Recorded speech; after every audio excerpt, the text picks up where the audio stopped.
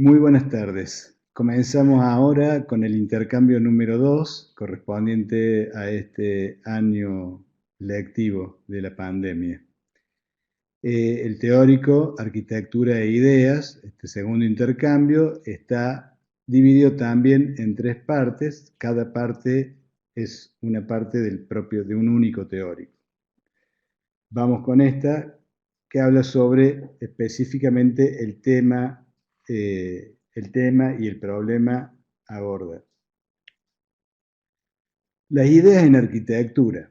¿De dónde salen las ideas a las que nosotros apelamos cada vez que vamos a formular un proyecto? Estamos diciendo que no existe en la historia, no hay hechos, no hay ninguna particularidad que no se haga en base a ideas, en base a razones, en base a intenciones. Ahora bien, ¿de dónde salen las ideas en arquitectura?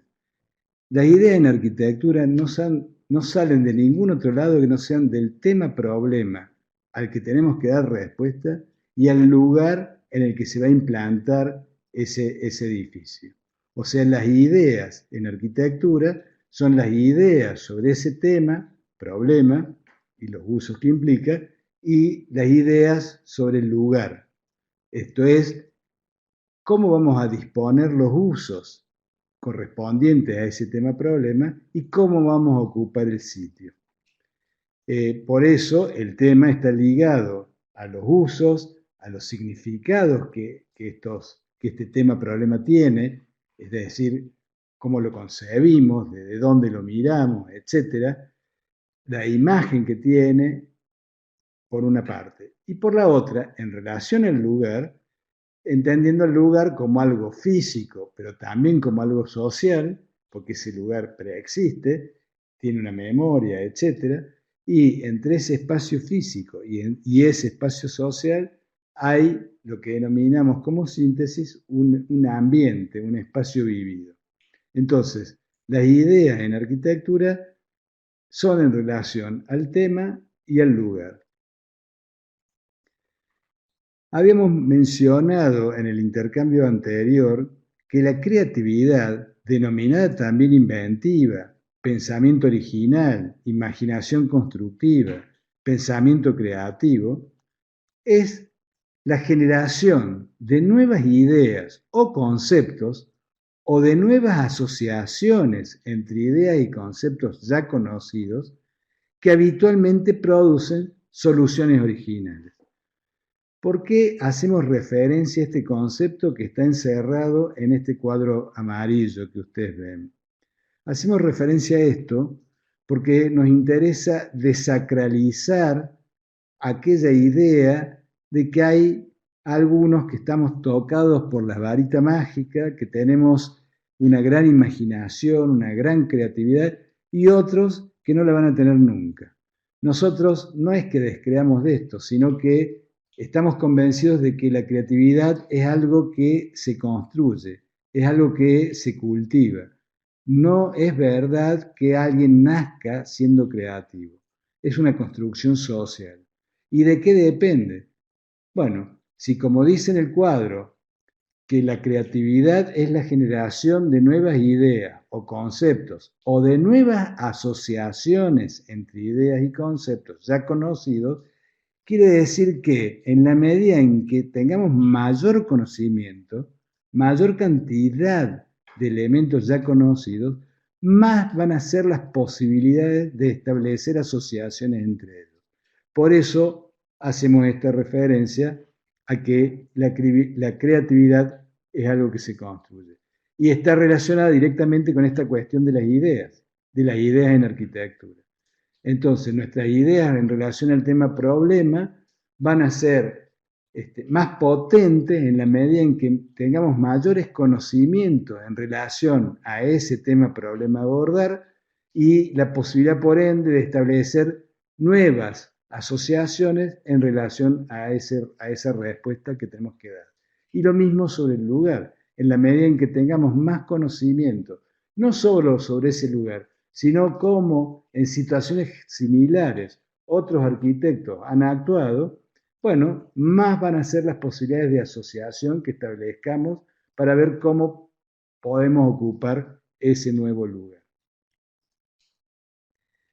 Las ideas, el proceso y el método. Nos interesa ahora hablar sobre nuestra propuesta de cómo vamos a llevar adelante el año. Una vez que terminemos este ejercicio que está en curso en relación a este hospital de contingencia, en relación a la atención del coronavirus, esperamos poder continuar con las clases presenciales y nuestro tema problema que presentamos en el primer intercambio, que es una escuela universitaria de nivel secundario, y entonces vamos a adoptar este método de trabajo que tiene que ver con el propio proceso de diseño.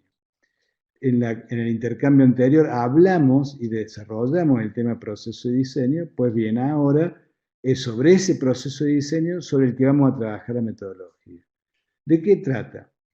Trata de que tenemos, como dijimos recién, ideas en relación al tema que tenemos que elaborar, que esquemáticamente las vamos a agrupar en este punto, o sea, en relación a cómo concibamos el tema, a cómo lo entendemos, etc. Tenemos ideas en relación a cómo los usos característicos del programa, de ese tema-problema, se pueden asociar, se pueden agrupar, se pueden disponer, se pueden, en definitiva, organizar. Por otra parte, en relación al lugar, también hemos formulado ideas básicamente de cómo ocupar ese lugar. Y junto a ello, y esto ocurre en cualquier proceso de diseño, tenemos lo que se denomina normalmente la búsqueda de antecedentes o el estudio de antecedentes, que no es otra cosa que el indagar en obras de referencia que algo tengan que ver, ya sea con el tema adoptado o con el lugar a intervenir, entonces aparece allí lo que se denomina el estudio de esos antecedentes, que es justamente elegir, y esto es importante, la inteligencia para elegir qué antecedentes voy a estudiar en relación a este tema problema y a este lugar al que tengo que dar respuesta. Entonces, juntando estas tres cosas, que entre las tres constituyen esta etapa de ideación en lo que llamamos proceso proyectual, vamos a poder o vamos a estar en condiciones de formular la estrategia proyectual, que es esta, que es justamente la síntesis entre las ideas que tenemos de cómo ocupar el lugar y las ideas que tenemos de cómo disponer o organizar los usos del programa, para lo cual nos basamos en esos antecedentes, y de esta síntesis va a salir la estrategia proyectual, o también denominada idea de partido. Preferimos nosotros hablar de estrategia proyectual. Como dice aquí, es el momento más crítico del proceso de diseño. Es donde tenemos que decidir hacia dónde nos inclinamos, hacia dónde vamos a llevar adelante el proyecto. Esa estrategia, que es ese momento crítico, en función de esta metodología que estamos proponiendo, que consiste en ya tener elaboradas propuestas de cómo ocupar el sitio, propuestas de cómo disponer los usos, haciendo una superposición de esto, una síntesis, una elección de qué tomo de cada uno, qué cosas son las principales en relación al sitio y cuáles son los aspectos principales en relación al tema, y trato de contener eso en una idea que lo sintetice, llego a esta estrategia proyectual. Podemos decir que es imposible llegar a un buen proyecto si no existe una buena estrategia proyectual de base. Ahora bien, solo tener una buena estrategia proyectual de base no garantiza avanzar a un muy buen proyecto. Para avanzar a un muy buen proyecto hace falta esta segunda etapa también organizada que denominamos de formalización y que tiene que ver precisamente con el desarrollo de la estrategia proyectual desde el espacio, desde los límites y desde la materialidad. Esta idea de espacio, límites y materialidad que vamos a desarrollar y profundizar en un futuro, esta es una tríada que en la medida en que nosotros desarrollemos la estrategia en función de ese eje espacial, de los límites que configuran ese espacio y de la materialidad que hace posible esos límites, de ese desarrollo va a surgir un mejor proyecto. De la síntesis proyectual que podamos hacer de toda esta etapa de formalización es donde va a aparecer un mejor proyecto que en la etapa de proyectación vamos a poder ajustar y definir al máximo, en la mayor profundidad. Tiene que ver con un ajuste funcional, un ajuste tecnológico y un ajuste morfológico. Bien, dicho esto, vamos a figurarlo con un trabajo de compañeros del nivel, en este caso del año 2018, del taller Custich de Marco, de las compañeras, de las alumnas Buoni, Massa y Mercado. Y esto que vemos acá, estas imágenes, son, digamos, el imaginario, la primera prefiguración en relación al lugar. Las ideas que había en relación a ese lugar vacío, cómo estos alumnos primero imaginaban qué podía ser ahí, cómo era la imagen que esto podía ir adquiriendo. Y a partir de eso, todo un desarrollo, todo un ejercicio que se hace, como ven acá, con una masa, en este caso de telgopor de alta densidad, que se macizó el sitio entero y luego con operaciones de sustracción o socavado, se fue avanzando en ir socavando en función de las tensiones que el grupo de alumnos percibía del sitio, sin conocer el programa detallado, simplemente sabiendo que era un equipamiento colectivo, se van haciendo todas estas operaciones que ustedes ven acá en función de ir relacionando el vacío exterior público con el vacío interior semipúblico y o privado. Las operaciones de socavado eran en vertical, pero también en horizontal, para poder provocar estas conexiones, teniendo en cuenta justamente en función de dónde eran las calles, por dónde se podía acceder, por dónde no, cómo se configuraba el perímetro, etcétera, etcétera. Y a partir de ese proceso, bastante abstracto, se llega a una idea de cómo ocupar el sitio, todavía sin programa, sabiendo simplemente que hay una cantidad de metros cúbicos a ocupar, a sostener, y concretamente lo que se hizo fue trabajar desde el vacío.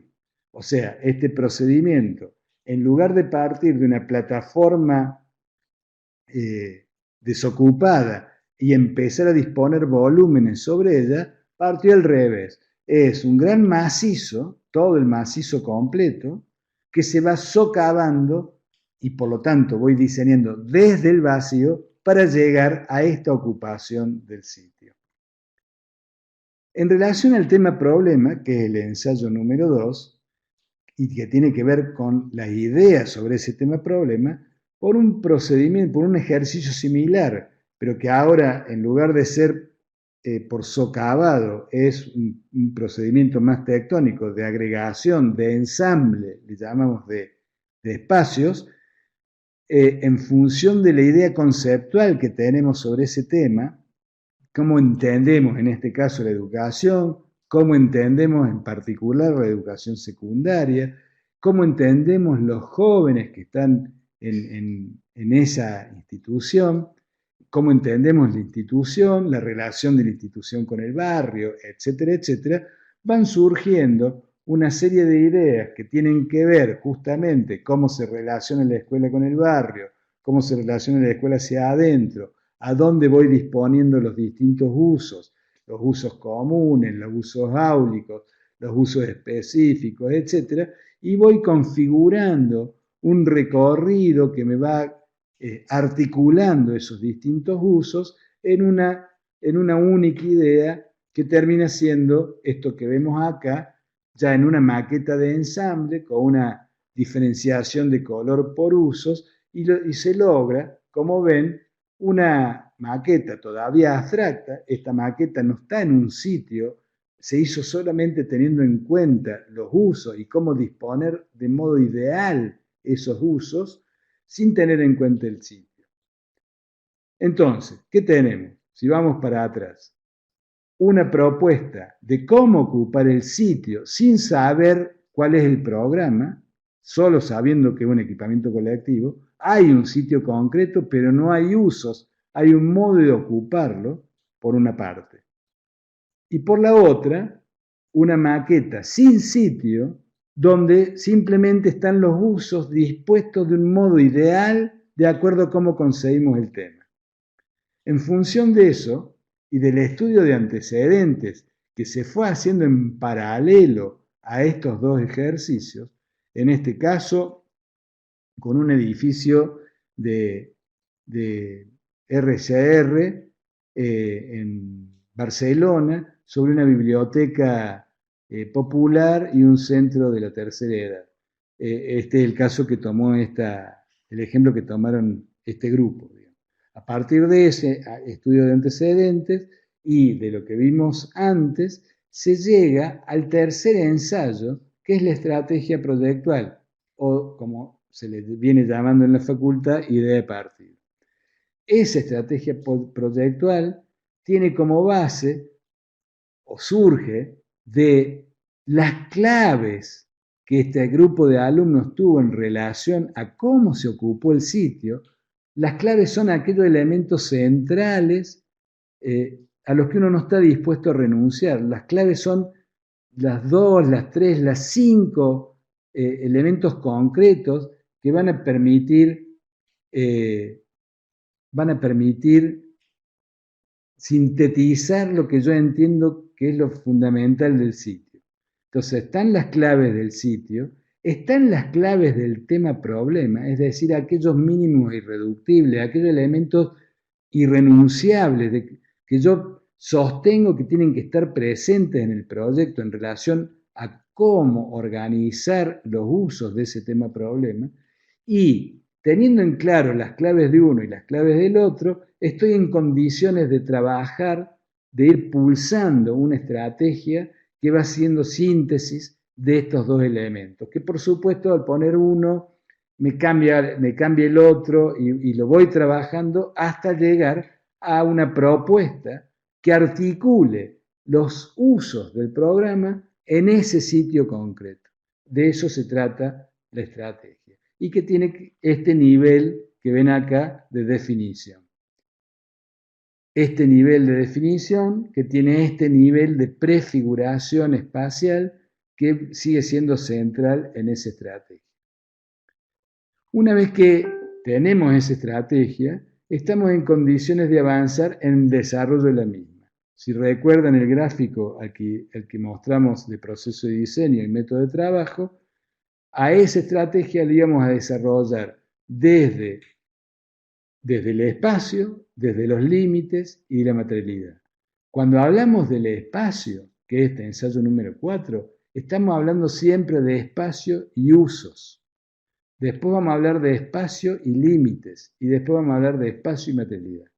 En relación a los espacios y usos, acá entra el estudio mucho más fino del programa, una dimensión mucho más ajustada de los distintos ámbitos, la proporción, la escala de cada ámbito, teniendo en cuenta que se trata de un equipamiento colectivo. Ya no es la vivienda individual o agrupada que acoge, que cobija a personas o a grupos de personas. En este caso, el usuario es un usuario colectivo. Son los estudiantes de la escuela, toda la comunidad, los maestros, el personal, etcétera, etcétera.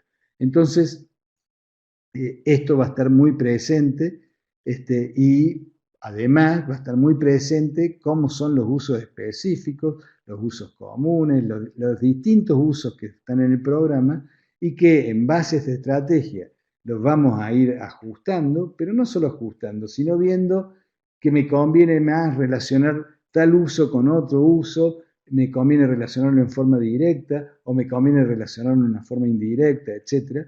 Y de eso va a aparecer este corte fugado que de alguna manera me muestra cómo he conceptualizado y cómo he ajustado la estrategia en relación a los usos. Ese corte fugado se va a expresar también en una maqueta electrónica y en una maqueta real de cada una de las partes que articulan los usos y cómo se articulan y se componen en general.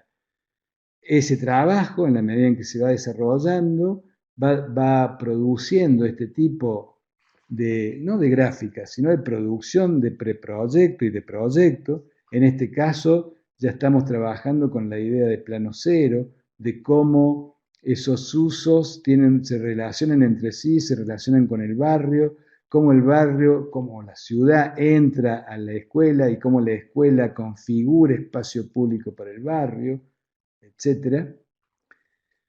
Y una vez que hemos profundizado en esto, ahora vamos a desarrollarlo más a fondo en función del espacio y los límites. O sea, esos usos que nosotros dispusimos de una determinada manera están delimitados por límites concretos, materiales, que pueden ser de distinto tipo, opacos, transparentes, translúcidos, de tal materia o de tal otra materia, con color, sin color, con una textura, sin textura, etcétera, etcétera. El juego de la luz en el límite y cómo lo fortalece o cómo lo debilita, etcétera, etcétera. Y esa definición me va a ir posibilitando el ajuste y el desarrollo de la estrategia y estableciendo modificaciones y una mucho mayor precisión ya en la gráfica en función del avance de este proyecto. De vuelta aparecen las piezas de croquis, el corte fugado, la maqueta, que son definitorios. Para finalmente, y digo finalmente en un sentido figurado, porque en realidad cuando uno encara un proyecto, ya con todo este bagaje de conocimientos incorporado, no separa entre espacio y uso, espacio y límite, espacio y materialidad, sino que lo va en su conjunto. Nosotros estamos proponiendo este método para aprender en profundidad y tener en cuenta el peso de cada una de estas variables en el proyecto. Entender realmente el peso que tiene el espacio y los usos, el espacio y los límites y ahora el espacio y la materialidad. No es que la materialidad no haya estado presente, estaba presente en la estrategia. Ahora se trata de desarrollarla en profundidad, incluso cambiando cosas. O sea, en cada uno de estos pasos vamos cambiando en función de un mejor proyecto. Acá va a aparecer como problema de fondo la relación soporte-cerramiento, con una propuesta que, de acuerdo, digamos, a la estrategia proyectual, habrá partes de luces menores que se cubren de una determinada manera y habrá partes de luces mayores que se cubren de otra determinada manera y esto se articula con esto de una forma determinada, etc. Aparece con mucho más precisión material, sistema de soporte, sistema de cerramiento, etcétera, etcétera, que se va a ir desarrollando incluso a un nivel de detalle, no un detalle copiado de otro. Obviamente vamos a ver antecedentes y referencias en este sentido, pero va a ser una solución concreta en función del proyecto específico que estamos planteando.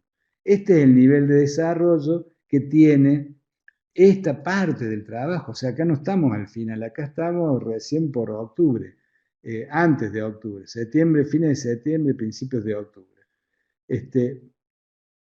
Entonces, ya con el espacio y su materialidad, que se compone de esta manera, en el plano, en la bidimensión, esto que veíamos, aparece el estudio tridimensional como estudio en maqueta electrónica, el estudio tanto del conjunto como del detalle, y las partes y las uniones, o sea, con esta intención de diseñar absolutamente todo en esta escala de un equipamiento colectivo, que es el gran salto que producimos en nivel 4 en relación a los años anteriores.